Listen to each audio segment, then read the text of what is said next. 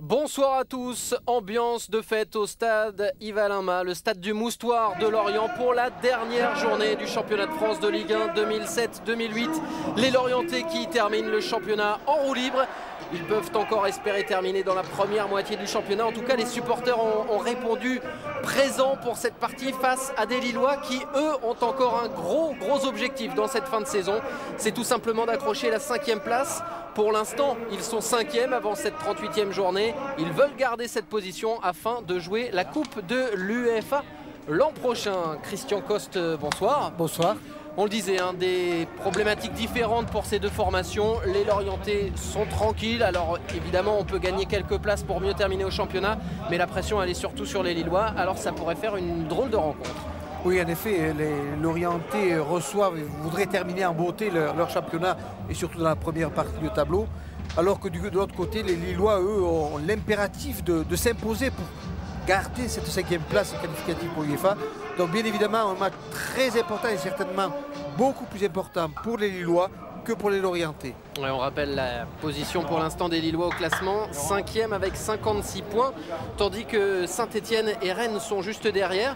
Mais attention, parce que Saint-Etienne joue à domicile en même temps face à Monaco, tandis que les Rennais ont un déplacement compliqué du côté de Nancy. Évidemment, si vous voulez suivre toutes les rencontres en même temps, vous allez sur Canal+ pour le multiplex avec toute l'équipe de Pascal Mathieu et Eric Bénard. Mais si vous voulez suivre ce match avec nous, ce sera évidemment avec un grand plaisir qu'on va vous le commenter. Les joueurs qui sont en train de quitter le tunnel et vous pouvez entendre la belle atmosphère dans ce stade du Moustoir.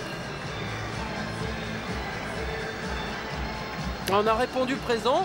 On se demandait finalement, parce que c'est vrai que cette saison a été plutôt réussie pour les hommes de Christian Gourcuff.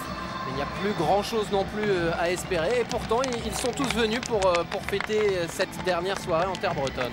Oui, ils sont surtout venus certainement pour voir un bon match et surtout voilà, pour remercier les joueurs de leur saison. Donc ils sont encore là aujourd'hui, tous les supporters lorientais, venir soutenir cette équipe pour espérer la mener encore un peu plus avant dans ce championnat. Donc bien évidemment, les joueurs lorientais vont certainement prendre beaucoup de plaisir dans cette rencontre. Et ça va certainement compliquer également la tâche des Lillois. Et deux formations en forme avec Lorient qui reste sur 3 résultats positifs, 2 nuls et surtout une victoire probante du côté de Metz la semaine passée. C'est pas mal non plus pour les Lillois qui sont invaincus depuis 6 journées maintenant. Et les hommes de Claude Puel qui évidemment se sont imposés la semaine passée face à Lens, plongeant leurs voisins dans la zone de relégation et se permettant à eux de continuer à rêver à la Coupe de l'UEFA. Les deux capitaines avec l'arbitre de cette rencontre, Olivier Lamarre, capitaine côté lorientais, c'est évidemment Sylvain Marchal, tandis que c'est Grégory Taforo, une nouvelle fois cette saison, qui portera le brassard. Très bonne soirée, bon courage, pour votre cœur. Et le sourire d'Olivier Lamarre qui prodigue les encouragements à de la bonne humeur. Et les deux techniciens des deux formations qui se serrent la main. Et on va parler de l'équipe mise en place par Christian Gourcuff.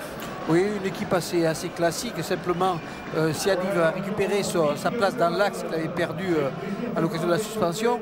Sinon, c'est une équipe organisée en 4-4-2 avec ce gros milieu de terrain qui avait fait une énorme saison, Abriel Mansouri. Et puis, bien évidemment, son meilleur buteur, Saifi, devant. Un autre excellent technicien de notre championnat, c'est Claude Puel. Et là aussi, c'est du classique avec ce 4-5-1, on va dire. Oui, 4-5-1 avec le seul choix qui a été un peu, pas surprise, mais un peu inattendu, c'était Fro. Il y avait un doute entre Miralas et puis Fro. Et bien, Claude Puel a choisi d'aligner Pierre-Alain Fro à la pointe de l'attaque lilloise.